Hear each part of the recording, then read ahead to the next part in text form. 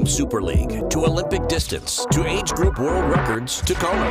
Go longer with the right fuel at the right time with SFuels.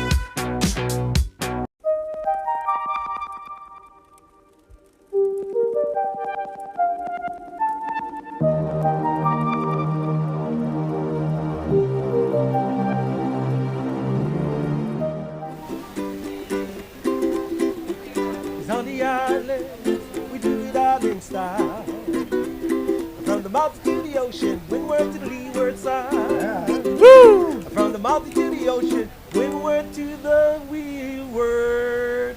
It's Breakfast with Bob. Yeah! All right. Honcho Man, everybody! Woo! Welcome to 11th year Breakfast with Bob from beautiful Huggles on the Rocks. My name is Bob Babbitt, brought to you by Master Spas, SFuels Go Longer, HOKA Let's Fly, Forum Smart Swim Goggles, Quintanaroo Zoot, the original triathlon brand, and of course, our Challenged Athletes Foundation. Our next guest, Ironman Hall of Famer, 10-time champion of the Nice Triathlon, 6-time Ironman World Champion, the one, the only, the grip of death, Mark Allen.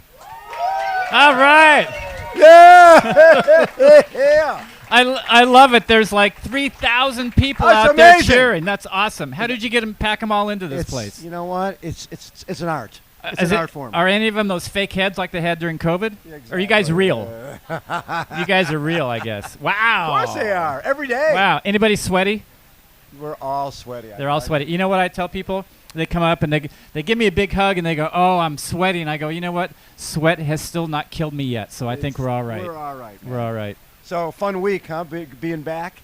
Yeah, pretty amazing week. You know, I got off the plane on Friday, and I thought it was going to feel like a long time had passed, but I got off the plane, and literally it felt like I had been here yesterday. I felt the same way. It was so weird. It was like time shrunk wrapped. Well, not only that, we came in like last Monday, and I felt like it was already race week because there was so many people here already. Yeah, well, fast forward to this Monday, yesterday. Oh, my God. If you were down at the swim start, you know what I'm talking about, but it was a sea of humanity. It was like the aliens had landed, you know, and so I was like, oh my gosh, this looks like even more than twice the number of athletes. So when we talk about the history of this island, and we talk about how fast times have gotten, between 2019 and now, our sport has changed dramatically. It used to be someone went under 8 hours. That was a huge deal. Now it's like everybody. It's like every race someone's going under 8 hours. What are you seeing in terms of the progression of the sport over the last 3 years?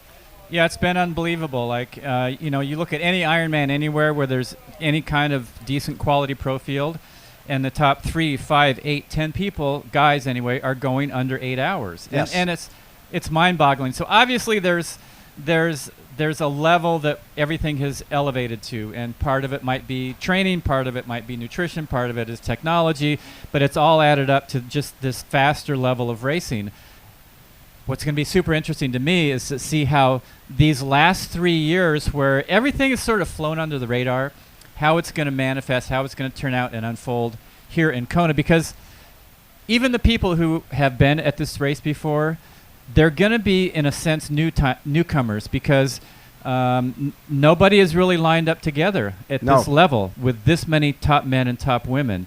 And so each one of them, even if they are a favorite or not a favorite, they're going to have to figure out how to work within this massively talented field. And a lot of the young guys, or a lot of the young women, they've sort of been flying under the radar during these last few years. And actually, Tim O'Donnell said it perfectly. I was talking with him at 70.3 Santa Cruz. He goes, you know, when COVID hit, he said, I think a lot of the old timers sort of let the foot off the accelerator a little bit. And he said the young folks, they just kept it floored. Kept it gassed, yeah. And the level of performance, Christian Blumenfeld, Magnus Detlef, Gustav Eden. Yeah. I mean, it's just mind-boggling. You know, Laura Philipp. I mean, you name it. Of course, there are those who have re-elevated their game, particularly Daniela Ryf. A different world. Yeah, so, boy. My favorite with Daniela is we were doing a chat a while ago, and after she had not done well in Kona in 19. That's the problem. She didn't do well in Kona in 19. They didn't have one for 3 years.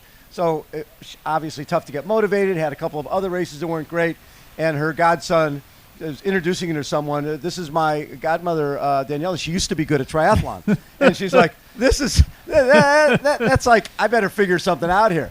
And she went to work. And Yeah. you saw before St. George, she spent, 3 weeks in Sedona, same type of elevation, and went and kicked some major butt. And she's been 3 weeks in Maui, same type of thing. She's ready to go. Yeah, when she crossed the line in St. George and she just goes, wow, like 5, meaning she won 5 Ironman World Yeah. Championship titles.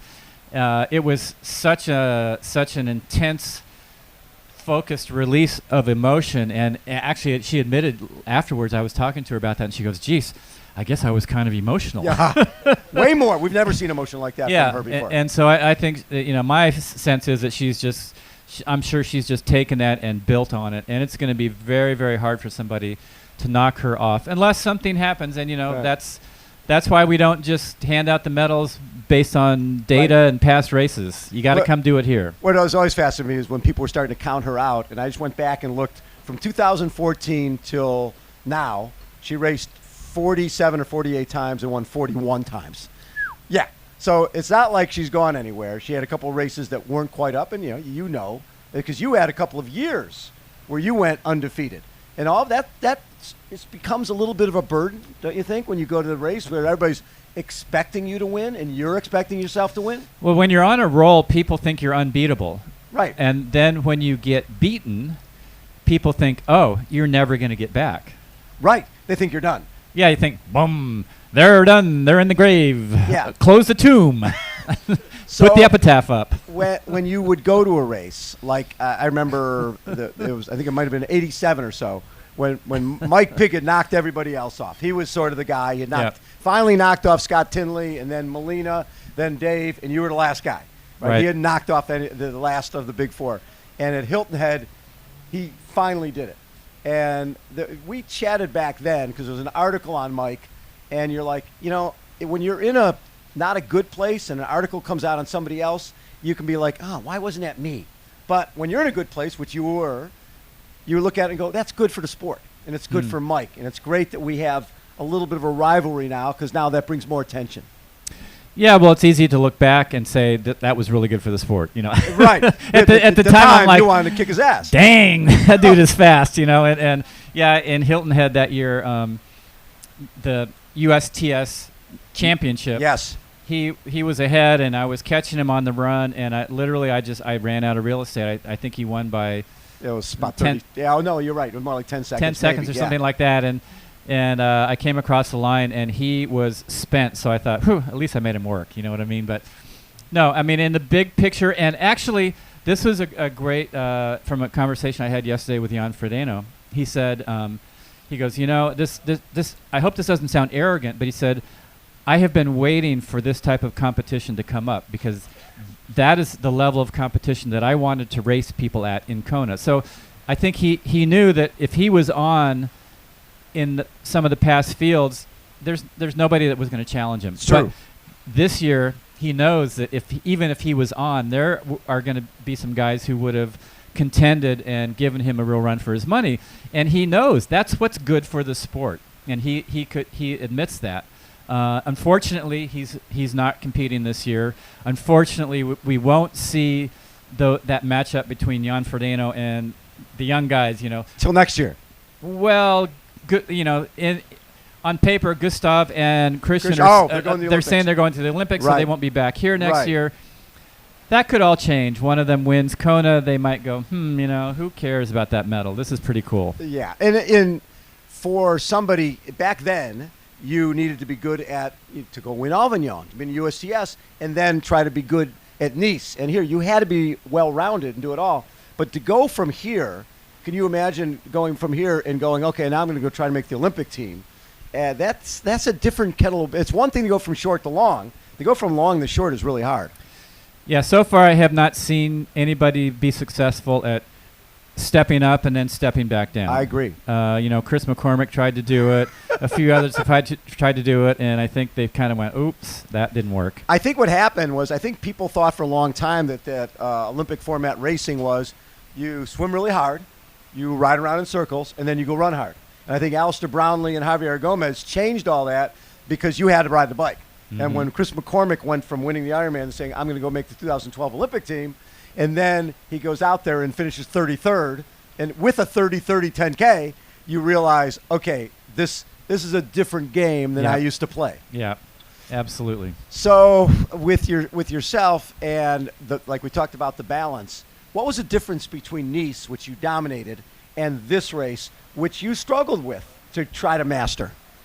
Yeah, that's a great question, and I can only tell it from my personal perspective. Right. And Nice, I'll never forget the very first time I went to Nice. It was in 1982. It was in November. It was the race was going to be over Thanksgiving weekend, and I had never been to Europe before, and so I flew over with Team J. David, Scott Tinley, Scott Molina, Kathleen McCartney, and we arrived. And by the time we got to the hotel, it was like 10 at night, and we go, we're awake. Let's go for a run on the Promenade des Anglais, you know. How and so cool is that? We're running along the Mediterranean, and there's these lights that line the whole length of it, and I just felt like, this is so amazing. This is so beautiful, and I just love it here. And how incredible is this? And the guys I was with, they're like, we've got to hurry and get back before the restaurant closes because we've got to eat dinner, and and they're like, whoa, look at this menu, like I don't understand these words, and they were having a problem with it. And then if I looked at how I felt when I arrived in Kona a couple months earlier for my first Ironman, Right. I got off the plane and I walked onto that tarmac, and I was like, oh my God, this is what I'm going to have to race in. I'm going to run in this heat. Yeah, and as you're flying in, you can see the entire bike course, and I'm looking down, I'm thinking, that is a long way. Intellectually 112 miles is a long way, but when you can see it laid out from a plane, it looks endless. And then you get to the airport, they wheel up the steps to get down from the plane. You don't get the air-conditioned jetway. And so immediately they open the door, and you feel the heat, you feel the humidity, you sense the wind, and you feel the energy of the island of Hawaii. And it was too much. It was too intense. And so I didn't have that, and I love Hawaii. Right. But to come here to race the Ironman, that was a very different thing. And so right away I knew that that this was different. This was a different place. It had a very strong energy. Somehow I needed to learn how to merge with that energy, because my knee-jerk reaction was to try to push it away and to feel comfortable and feel like, okay, I'm going to race on my terms. But you don't come to the Ironman in Hawaii and race on your terms, do you? No. The island arranges the day that each and every athlete is going to have, and you don't get any control over it. All you can do is manage it and respond to it. And I for years I was trying to find that magic key that would unlock my ability to come here and just to embrace this energy and to really merge with it and to truly honor it, Right. And I finally, that happened in 1989. I brought a couple just small things that reminded me of sort of my center and myself when I feel good, and I came here and I wanted to leave it somewhere for the island, and I went to a place that's kind of down on Ali'i Drive, and I saw there's a sacred place where the locals leave offerings, and I knew that wasn't where I was allowed to go. So there was a little blue church right next to it. Yes. And I figured, Oh, yeah. Second best, Yeah. And so I went in there, and at the time, the door was always open. Now it's locked. But anyway, it's small. You could fit maybe 10 people, and I walked in, and there was a little altar at the front of the church right next to the ocean. And other people had left, flowers and different things. And so I left my offerings there. And I said, Big Island, just let me be here as myself and to feel at home here. Yes. And help me to honor you in whatever way I can. And I closed my eyes, and I could just feel like this committee of elders was right in front of me. And they said, you can have what you've come here for, but it's going to take courage. And I knew there was going to be a catch to that thing of it's going to take courage. But I felt for the first time like I was truly here embracing the majesty and the beauty and the intensity of this island, and I wasn't trying to push it away. Right. It's like the island could see into my heart and knew what I was doing all those other years, and now it could see like he really wants to be here in the right way. Yeah. And that ended up being the year that I won for the first time. And of course, it took a lot of courage to race 139 miles next to Dave Scott. Yeah. That was not an easy task. Right. And the guy who basically been the bane of your existence for the entire decade. Yes, absolutely. But at the end of the day, when the course record had been 8:28, and on that particular day, Dave took 18 minutes off his own course record, took 9 minutes off his run course record, and on the greatest day he ever had, when he went 8:10, you won the most important title in the sport and really changed your life forever. Well, and I think it changed the sport forever too, because did. people saw that this is not a survival contest. That It's a race. From the starting cannon all the way till you cross the finish line, it can be a real race, and I think that set the standard for just the mindset of how every athlete was approaching it from there on out. And I think we're going to see that, hopefully, both Thursday and Saturday. Oh, it's going to be amazing. I think we're going to see some amazing performances. We're going to see some surprises. I think we're going to see a few epic meltdowns, because that's part and parcel of what takes place here. Exactly. And with a lot of truly talented athletes who have never raced here before, pro and age group. Yes. There are so many first-timers here this year. Absolutely. There's going to be a lot of people who are like, this was the most amazing experience, and there's going to be some who are going to walk home with what I call the full Ironman experience. Exactly. Everybody, Mr. Mark Allen. Poncho Man, take us out. On the island, we do it all in style. From the mountains to the ocean, windward to the leeward side. Yeah! From the mountains to the ocean, windward to the leeward side. Yeah! Cause it's breakfast with Bob. Woo! And Brother Mark. Hey! And Poncho Man.